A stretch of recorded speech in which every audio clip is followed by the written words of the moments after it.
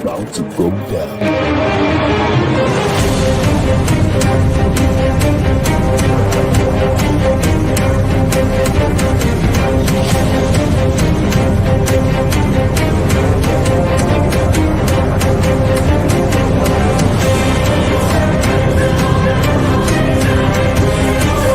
Lovely pass, and here he turns cleverly. Can he find a finish? Oh, he can! Skilled by Joshua, and a return right hand. Good counter right. Bullen is hurt. Second right hand. That clipped him as well. Now he goes in for the kill. Well, Ricciardo is inching into the lead, and Ricciardo that win the Italian Grand Prix! Iguodala running the floor. Still leading the way with Canada in there too, with the Netherlands.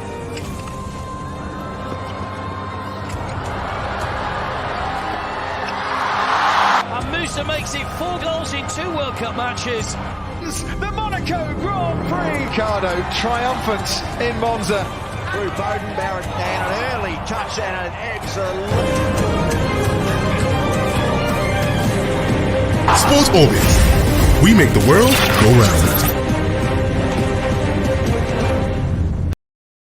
Okon, Madugu joins Super Falcons technical crew at this point, and one man is saying respect the 24-man list actually being put up by Kenneth Raw. That is actually coming from ex-international. Also, going to be looking at how the US court actually thrown out something CRCR suit against FIFA, and also Sebe has returned to training. We are also going to be looking at what actually went down yesterday. One man again talking about Cristiano Ronaldo was the savior for Manchester United right there in Italy. This is how we welcome you to get to know that Vision of Sport Orbit right here on the Leadership Podcast Studio. My name is Lawala Eni. I'm your host for today. Also have with me Salif Usman, join us on the show. It's a pleasure to be here. Of course, how far? I know you'll be wondering what really happened yesterday. They are saying that is why they actually signed Cristiano Ronaldo. Of course, he's in the team for moments like this. Of course, he's in the team for a moment like getting to save Manchester United at the 9 minutes of that particular match against Atlanta right there in Italy yesterday. But let's start from the home front, where the NFF has actually appointed Edwin Okon as the chief scout for the Super Falcons at this point in time, bringing in the Rivers Angels coach at this point in time, trying to rejig the Super Falcons ahead of the World Cup, ahead of the Nations Cup, qualifier game against Ivory Coast at this point in time. Speaking about it, the president talking about Madugu, he actually said, "I want to see a Super Falcons squad that is feared by the opposition, not only in Africa but all over the world. I trust that the two, Madugu and Okon, will bring some positive difference to our golden Super Falcons. I do not want to see our Super Falcons struggling against team in Africa. Well, we should be actually going toe-to-toe with the best team in the world." That is actually coming from the NFF president talking about Ahmad Pinnick. But Salif, looking at the appointment of Okon and also what Pinnick has to say about the Super Falcons, are we in line at this point in time, or they are trying to play to the gallery? The gallery indeed. So it is well. Let's say Pinnick has finally woke up from his slumber. It is now that he's now realized that the Super Falcons don't need to struggle with African team. Although, as Alpha usually says, the gap in the African team was closed, and you expect Super Falcons to keep on dominating. But even as the gap in football has closed, anytime Brazil come against a minor team, expect that the defense will always show. So Super Falcons supposed to be a super house Africa, a team that has dominated Africa for a long time, out of winning the African title for 11 times, and now even struggling to win ordinary matches. So it's unfortunate, but let's believe that. Let's believe that Pinnick is in line with what he said. He's not just saying to the press or saying to the camera. And well, Okon, addition of Okon, as a scout, well, he's good as a scout, but I have a little bit concern as a scout. Doesn't mean that his role is just limited just to scout for a player and give to the coach, of course, and not be part of the technical crew on how they sitting on the bench. He's not going to sitting on the bench with the technical crew. No. So he's just an outfield Of course. or his staff that will just scan the players. Saying this player is good, this player is good. You think this player, and it's not a part of the technical. Well, Okon, remember in 2012 when the Super Falcons failed to win the African Championship, and subsequently the then coach Kadekana resigned. Okon was brought in. The same thing was brought in to come as an institutions. So he led the Africa to the World Championship, and because Nigeria could not get to the group stage, to the knockout stage of the African Championship, he was sacked. And ever since they have decided on the sideline trying to do, he was only keeping with his rival Eagles and the rival Eagles in the domestic team, which he has done perfectly well. Rival Eagles has just like anyone has also dominated Nigeria women league for a very long time. So now they are bringing him to as a scout board, not to scout players for the coach. So let's hope that it will going to work out well. The other Madu. I'm not too so Madugu. I don't know so much about him. But Alpha. We're playing against Ivory Coast in some, a few months now, and we are expected to actually do a double against them and qualify for the Nations Cup. If not, we'll not be going for the World Cup. But at this point in time, we're checking up the team. Are you confident in the ability?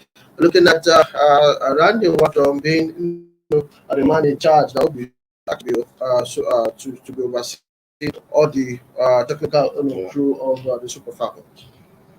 When I saw this news in the early hours of today and said, I was expecting a wide range of changes. You're bringing technically sound people in different areas. I'm seeing a chief scout and the first assistant. Like Salifu said, it's his job just to scout for players and give it to the coach to go around, look for players who he feels good enough to play for the Falcons and suggest them to the coach.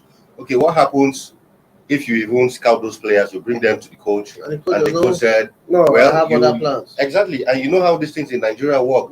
A chief scout that would open doors to him deciding that people start sending him notes. Please, I have one player in Rivers Angels or in so and so team. Please come and watch her play, or please recommend her to your coach. And let's see how it goes from there. So, a chief scout for me, I don't really know if in the long run it will really have an impact on the performance of the team on the field of play.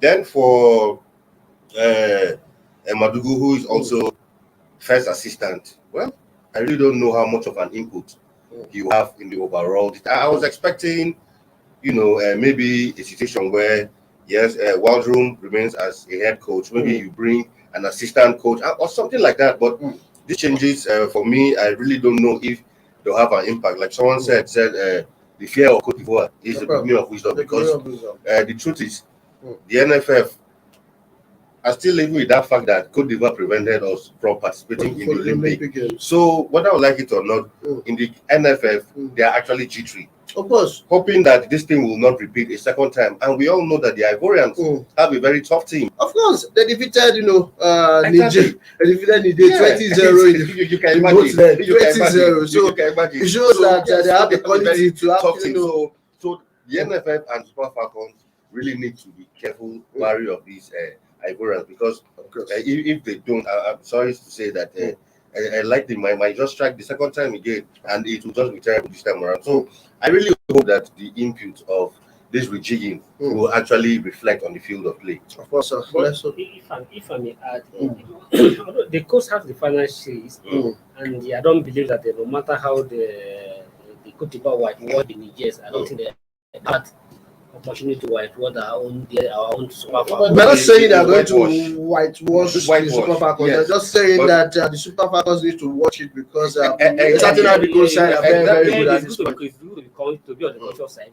But one thing I wanted to say that even in Super Falcons, I want to believe that there are some players that I'm not seeing them regularly again. And I don't know what is happening. For instance, like Lima, those guys are very good players. Like several other players like that are supposed to come back to the team. If you feel that they are not, I don't know why. What is wrong? And just like we said, in the case of, I wanted the NFL to be given a definite role. That's what I'm saying. Okon. Exactly. This idea of Scout. scout, he doesn't have a say in the team. Of course.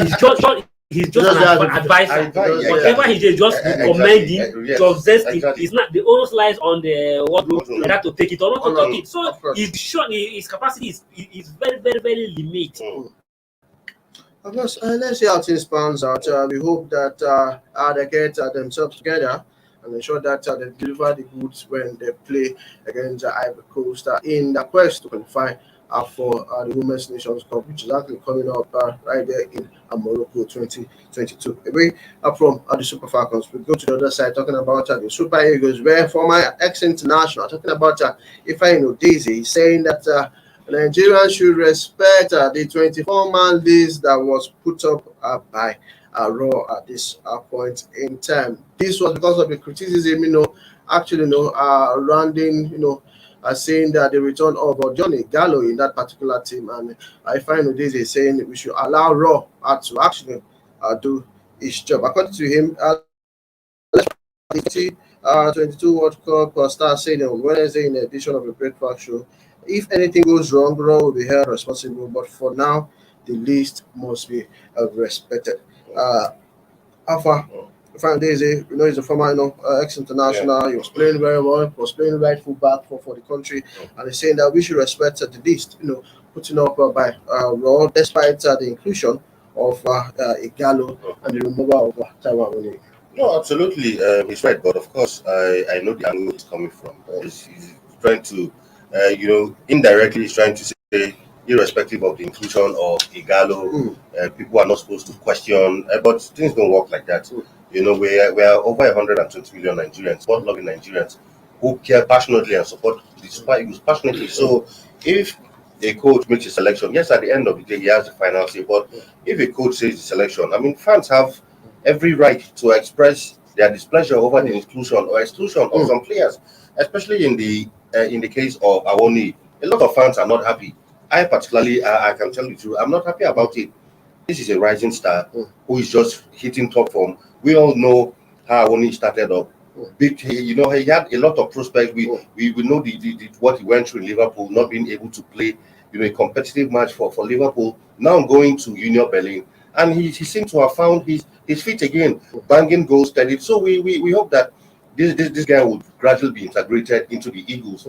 And the last time even his inclusion was like an afterthought. It was due to the injury to Murphy. That was when he was called on. So at this point in time, it seemed very convenient for us to just drop him just because of a certain player who himself, nobody chased him from the national team, who himself said that he's done with the national team. He has calling it quits. He wants to face his club career.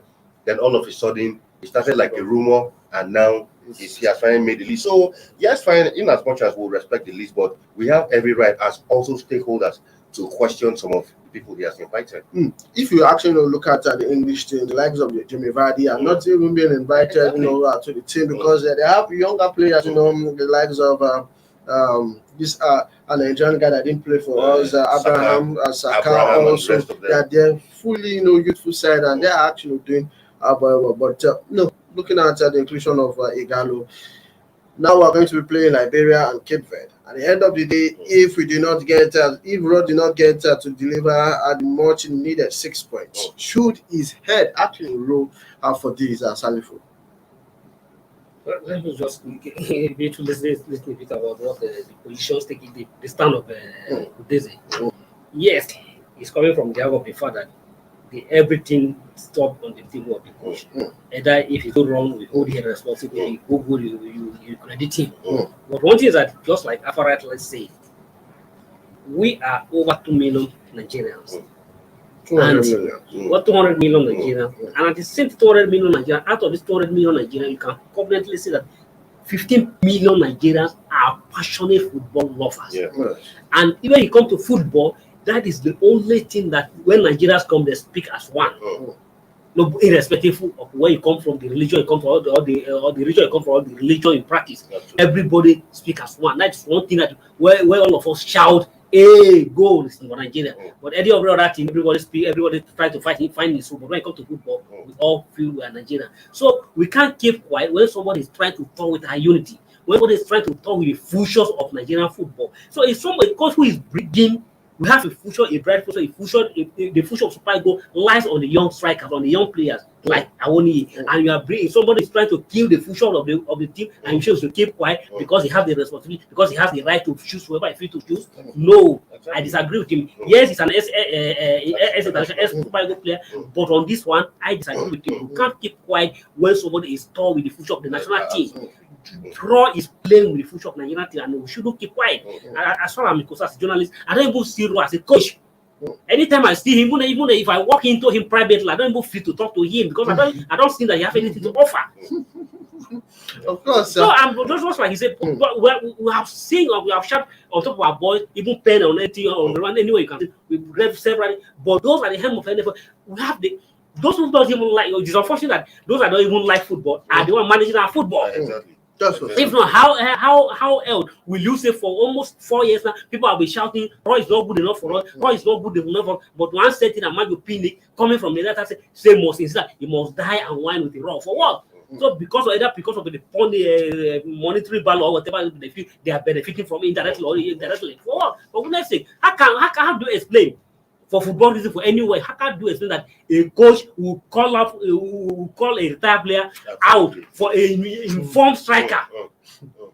If you are planning for a future.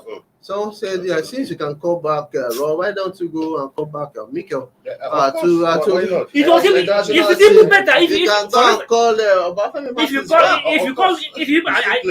you call Mikel, I can say Mikel is even better because of his leadership qualities that you give to team. Why he called back Moses? People can even say, okay, but the right and left view, but Moses is very effective. It's even better. Not the particular striking play where Igalo is playing, we have over 5 players doing well in that particular position.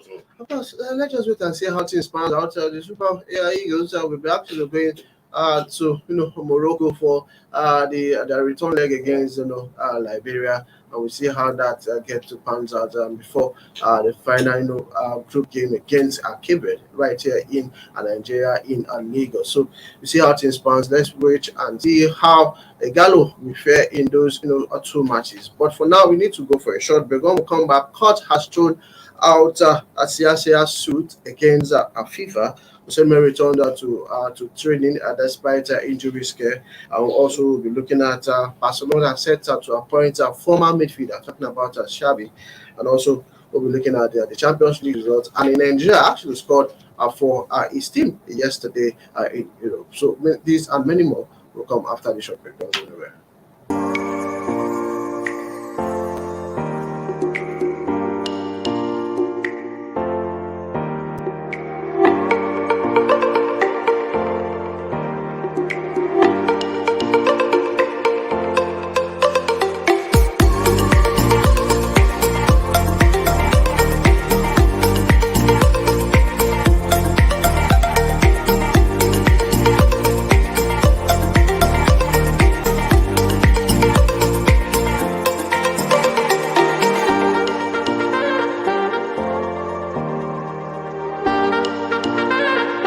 For sponsorship and advert placements, please contact 080-3688-6158. Last Word Leadership Podcast Studio. You have the last word.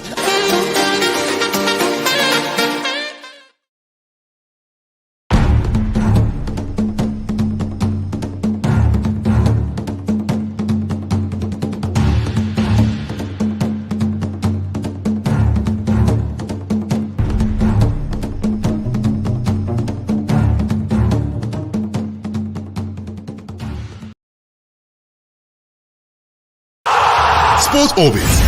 We make the world go round.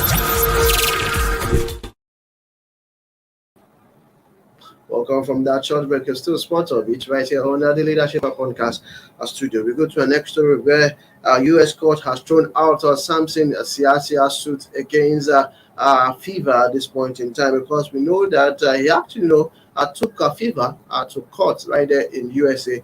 But the USA are saying the jurisdiction of the case is not in the US, but the case was actually being put in the Swiss court. So he lacks actually the jurisdiction in that particular one.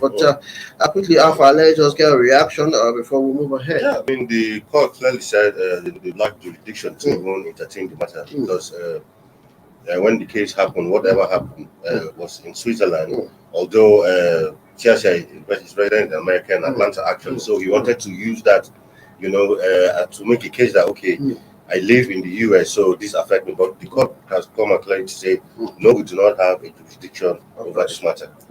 So sad. It means that Sasha will continue with his, a few years ban. FIFA, except the ban was reduced to how many years? 5 years. So I think he has done almost like about 3. So he should just be patient and before you of know. Of course, you still want to actually clear his name from no, absolutely. It's very important. Very important. So Salifo, quickly, in your own opinion, do you feel he should go on to clear his name, or he should just serve the sentence? If he still believe himself, even though he don't know the lawyer, but still doing that she has a case. FIFA should also reject it. It's just on technicality throughout the case. So if you still have the belief that the only constraint against CSI is the financial capacity. They have that strength. They have the financial backing to go to the US, to go to the CAS, or to go to the Swiss and challenge the decision of the CAS. That is the only thing of it. You still have genuity. So can you say somebody you reduce? You say an attempt. Why should you punish for somebody for an attempt? Exactly. According to the CAS decision, they say an attempt to face. He has not committed offense. An attempt to commit offense should not be charged. Also, should not be killed because I attempt to do something and I have not done it. Of course. Let's just see how it pans out. We hope that Siasia can go all the way and clear his name and also get to return to what he knows how to do. We are talking about football because he has played for the country. We are also actually a coach at the national team. So going forward, away from Samson Siasia, we go straight to Victor Seme. Good news at this point in time. Victor Seme is back to training after returning to Napoli training after injury scare at this point in time. We know that he was not in action for the last match in the Italian Serie A, but now on Tuesday he actually returned to the team training. So it means that we'll be having him for the games between Liberia and also keep it. Yeah, so even from the report, he might likely be in action tomorrow when in the Europa League. So good news for initially it was thought that the injury was so serious that he could miss the upcoming World Cup qualifiers. But this is some good news. So let's watch out and see how he performs tomorrow, and we'll at least have an opportunity to properly assess him and see the progress of his recovery. Of course, to another Super Eagles play. Talking about at this point in time, outfit talking about Torino. They are set to renew his contract to actually keep him in the Italian top flight club at this point in time. We know that he has been in Torino from the summer of 2018 after the World Cup. He actually completed a loan switch from the championships, the Champions League, who they're talking about at Chelsea. But at this point, he's in Torino playing well. Like as you can see on your screen, he's actually getting to put up an impressive performance in that particular one. After an impressive, was rewarded with a permanent believed to cost around 10 million pounds in that particular one. Should he stay in Torino or he should look for another club elsewhere, Saniko? I think first and foremost, that is good. That is a good one for him. He was loaned to Torino, and after some few matches, and he was able to get a permanent contract. And now they want to keep him at the club. That shows how valuable and how the club value him. That's good. But has he been impressive for the national team? Because I think we still have some other players who are very doing well in that position. Yeah, but at that right back that he's holding in Super Eagles, you may not say that he has not been too impressive to the ways, but to me, Abdullah Shiu was actually playing that way. Yes, but was playing the same way. The same right back. But to me, he may not say that, but after he has done what he has tried. I think that he has not done badly in the Super Eagles team. So I believe that for him to really wanted to extend his contract, I sure that the Italian club value him and not to keep him. But if he has an opportunity to move another club, but sometimes not just move, you have to be guaranteed of where you are. Of the starting share. What matters is that to play and not to go and sit on be on the bench. I start Remember, collecting he was a Chelsea player, was supposed to be in the but he couldn't have a chance to play in the Chelsea because he was slow. And now in the club way, and they have seen him as one of their key players and quality player. So why not just stay there and prove and cement your place very well? And if the opportunity come to move, I know you're not sure that yes, where we are going, we're not going to play regularly. Then you can now move. Of course, just stay put there at this point in time. That is the advisor for Osalifo too. Olaino. Away from Olaino, we head straight to the Camp Nou at this point in time, where Barcelona is set to confirm the appointment of the former, player, talking about Xavi as the new club, manager at this point in time. We know Xavi actually won 62 of his 90 games in charge of El Said of in the previous 170 appearances for Barcelona, which he has in 17 years spell in the first team. But looking at his performance in his current club, he has won 62 games out of 90 games.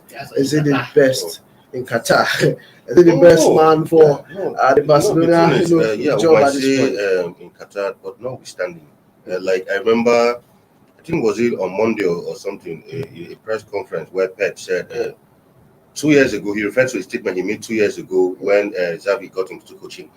He said from his interaction with him, even as a player, he said that Xavi will even do better than he Pep as a coach, because even while he was playing, the way the leadership qualities he has and all of those things. So I think Xavi will do well. Notwithstanding, yes, fine, he might be coaching in Qatar and all of that, but irrespective of where you coach, what's his tactical abilities like? That's very important. So whether you coach in the Premier League or anywhere, if you don't have it, you don't have it. But you can't compare the level of I agree. in the Qatar League. I agree. That I mean, he's obtaining from the Spanish La Liga. Absolutely, but he's coming to a team where they have the materials. But not forgetting that before Pep took over the Barca team, where was he coaching? He was coaching the feeder team of Barca. He didn't have any serious coaching experience, but took over Barca. But say the coach he has become today. So sometimes, but if I may come in there, the circumstances that the Pep came in and succeed. Looking at the Barcelona formation at that particular time, even anybody, even you take the Barcelona squad at that looking time, at the players, the areas of play, and that you are seeing result. The Barcelona of today are not the same Barcelona of yesterday. But at the same time, let me land. No doubt, Xavi is a world class player, former captain of the club. He has a record. He has his relation with what Barcelona. You know the formation and the attitude of the Barcelona. You know everything in and out what to think about Barcelona. But I will hope and I surely pray that it should not be another Oligo success. Of course, we need to cut it short from there. We head straight to the result that went down in the Champions League yesterday, where we saw our own Samuel Chukwueze, getting there to score for the Submarines. This is actually called the Villarreal team in that particular one. They actually defeated Swiss Young Boys 2-0 in that particular one. Also, other result we saw Ronaldo bringing Manchester United from the dead again against Atlanta. They actually played 2-2 in that particular one. Bayern Munich were about 5-2 winners over Benfica in that particular fixtures. But looking at Samuel Chukwueze scoring from for his team, talking about the Villarreal of 2-0 in that particular one, is this a morale booster ahead of the World Cup qualifier? Absolutely, since he's been back from injury, he seems to gradually be doing well, and of course his inclusion in the 24-man list is a welcome development. So we hope that he carries that form into even the Super Eagles. So a good one for Chukwueze there, and of course for Ronaldo. I mean, what more can you say about him?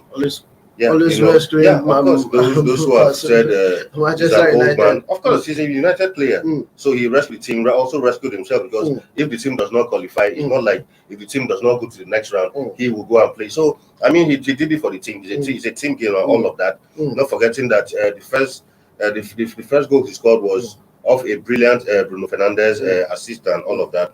So nice one for him. When he came back, they said that he was an old man at 36, but he's proven that sometimes age does not really matter. So good one for that. At least Age is just a number at this point.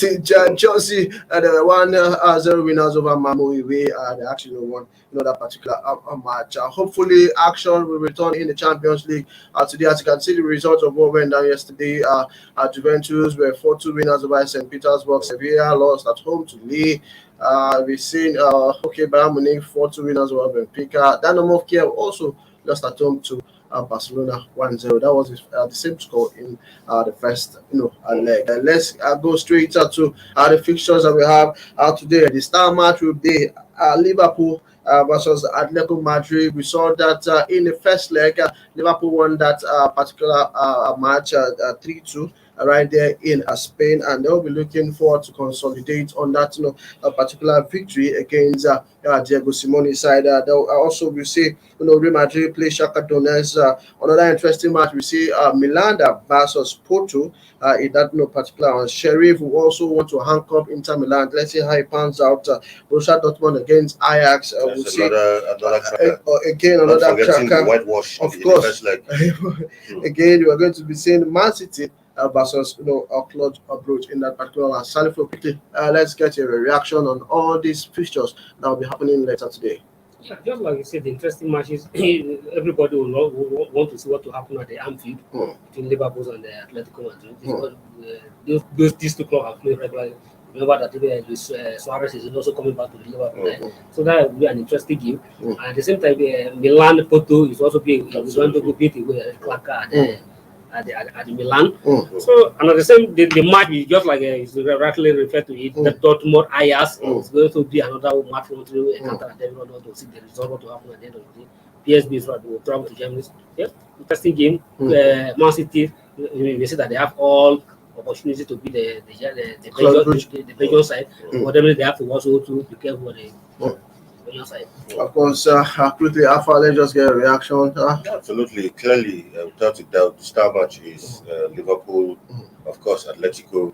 I think I'm really interested in the Dortmund Ajax to see how Dortmund will try to respond after that. 4-0. Was it 4 or 5-0? So it was a clearly whitewash. One of the first few games where Haaland didn't even have a shot on target. So playing at home, I really want to see how they want to get their own pound of flesh. And of course, Milan Porto, that's another cracker. Then for Man City, Leipzig, well, I think Leipzig has a PSG. Well, Leipzig can be a tricky team at times. So, of course. That shouldn't be, PSG should be wary of that one.